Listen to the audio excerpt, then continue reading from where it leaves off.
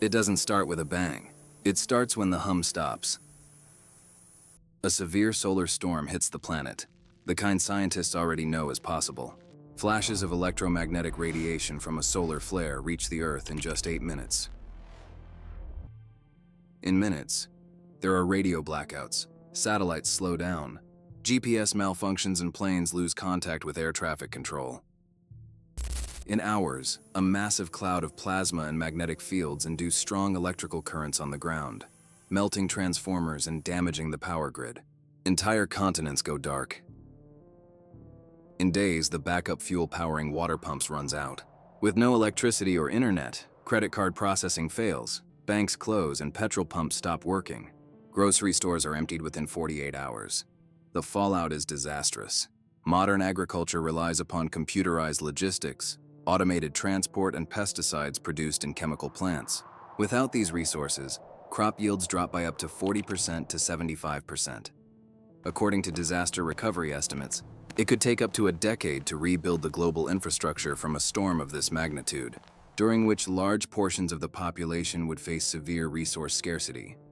But there is one place, a geographical anomaly isolated by thousands of miles of unforgiving ocean.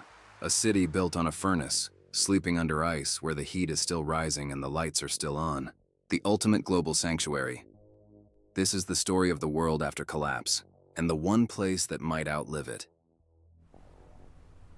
It's time for another journey into urban wonder.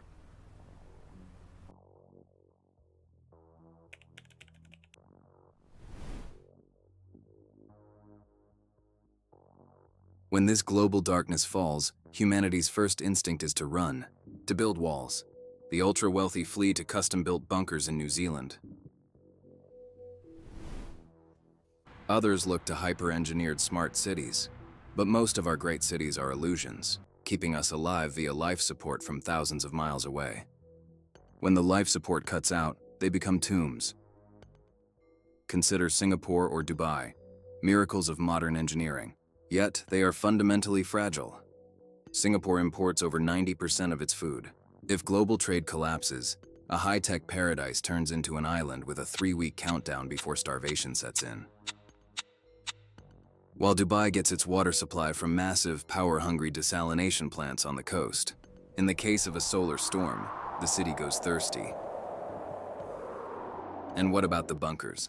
The remote fortresses? Sociologists and collapse researchers have long pointed out the bunker paradox. One problem is, isolation breeds psychological decay. Humans simply aren't supposed to live as isolated creatures sealed underground beside shelves of canned food.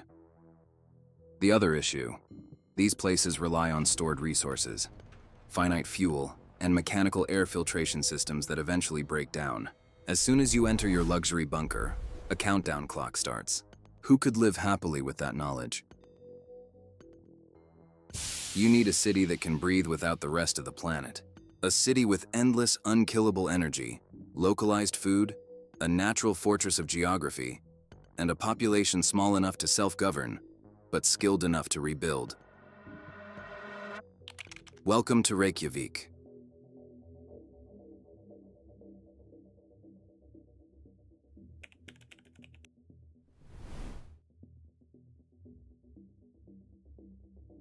To understand the difference between survival and collapse, you have to imagine life on both sides of the divide. Imagine waking up a year after the collapse in New York City. The morning light filters through cracked, dust-covered windows of a high-rise in Manhattan. The air inside is biting, matching the freezing temperature of the concrete streets below. Your first task of the day isn't breakfast. It's survival.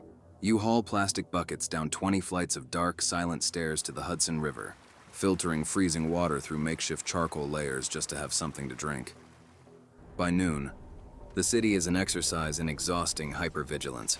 You navigate in urban canyons of dead steel and broken glass, avoiding open avenues where you might encounter desperate strangers. Every block is a negotiation of territory, every shadow a potential threat. In a city of millions built on imported lifelines, the infrastructure has turned hostile. The high-rises are vertical labyrinths. The subway tunnels are flooded, stagnant caverns. When dusk falls at 4 in the afternoon, the city plunges into a heavy, terrifying darkness. Now, look across the Atlantic. Imagine that same winter morning in Reykjavik. You wake up to the gentle, rhythmic clicking of a radiator. Outside, a brutal Arctic blizzard is lashing against the glass, but inside your corrugated iron home, it is a comfortable 20 degrees. You step outside onto a sidewalk that has been automatically melted clear of ice by the volcanic runoff beneath the stones. By midday, the twilight sky is a deep bruised purple. You walk down the street to a neighborhood greenhouse pavilion. The air inside smells of rich earth, damp leaves and growing tomatoes, warm, bright, and alive under purple grow lights powered by the roaring geothermal turbines a few miles away. You aren't hunting for rations. You are helping your neighbors harvest the week's yield.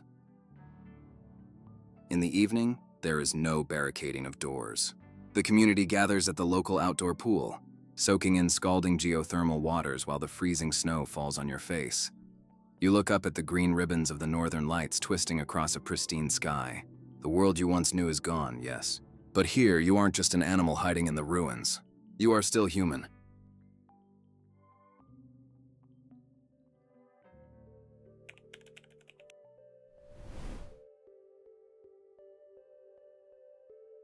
Sitting at the edge of the Arctic Circle, Reykjavik seems, at first glance, like an impossible choice. It is cold, isolated, and battered by North Atlantic storms, but in an apocalypse, its harshness is its greatest armor. First, energy. When the global oil supply dies and coal plants go dark, the world freezes. But Reykjavik sits directly atop the mid-Atlantic ridge, a tectonic rift where the Earth's crust splits open. Underneath this city is a literal furnace.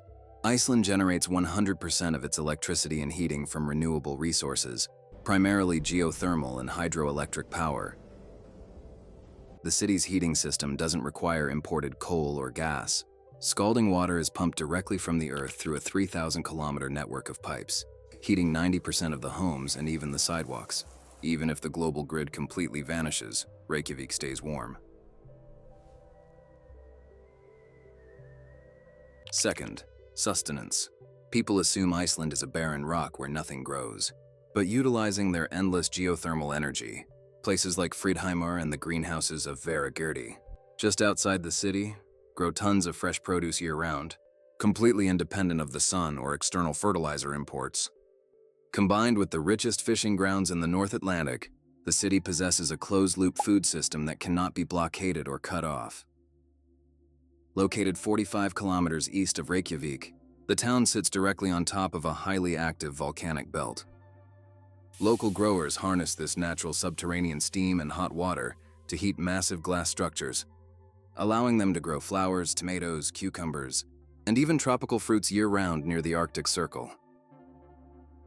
In a massive metropolis of 10 million people, a collapse triggers immediate anarchy.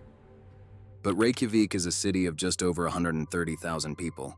Its population is highly educated, technologically adept, and deeply collectivist. They possess the engineering know-how to maintain their automated power plants, but a small enough population to look each other in the eye. Its geographic isolation acts as a natural filter. In a crumbling world, millions cannot easily march here. The ocean becomes a moat.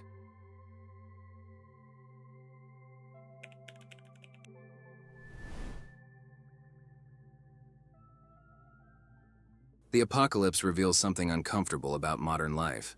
Most of what we call civilization is temporary, and the future won't necessarily belong to the places that consumed the most. It may belong to the places that learned how to endure.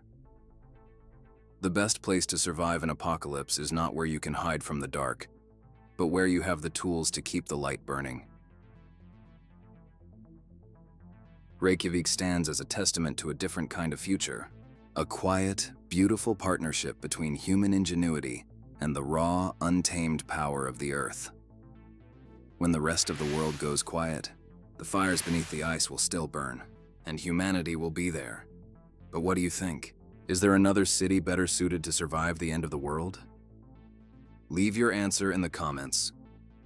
And subscribe for more journeys into the future, the forgotten, and the extraordinary.